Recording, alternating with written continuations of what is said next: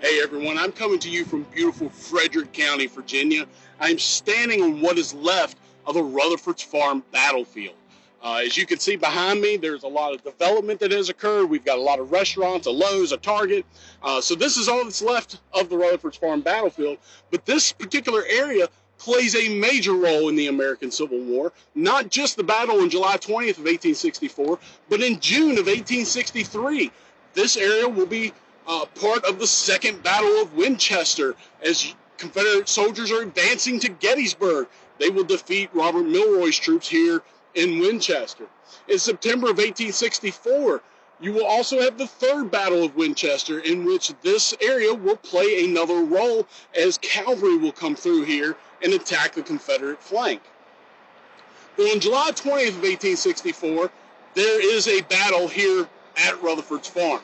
What has happened is Jubal Early had been dispatched to the valley by Confederate General Robert E. Lee.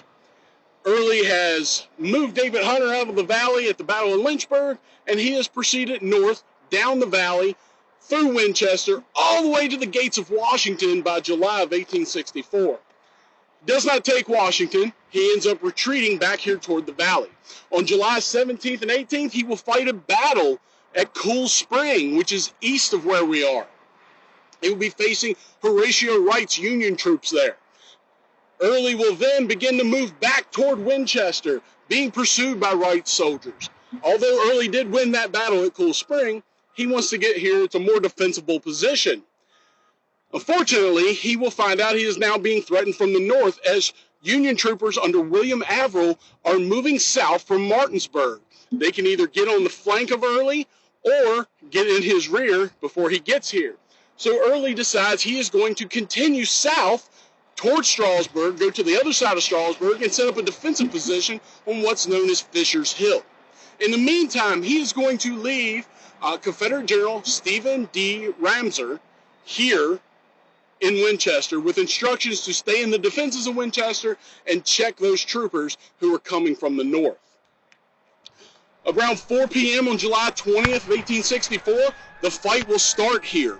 As Union and Confederate soldiers will be fighting each other, Ramseur will hear that fighting to his north, and he will begin moving his troops here.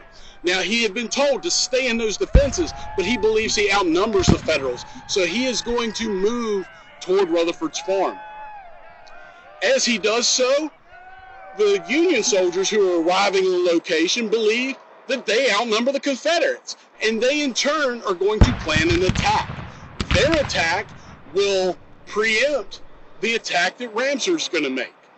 As the Federals come in and hit the Confederates, the right-hand side of the line and the middle are going to hold pretty well, but the left is unable to hold as the Union right will extend past that. As that flank is hit, the Confederate left will begin to crumble, and that will make the whole Confederate line crumble. The Confederates will begin to retreat. Ramseur will try to stop those troops, as he's not sure what he's facing completely, but he believes he can still beat them. As his troops had come up, the Confederates are having none of it. They are running. At this point, they will run through Ramseur's lines. As they run through his lines, the retreat becomes more of a rout. This will be, as many soldiers will say, the first time that the Yankees saw my back as I was running away.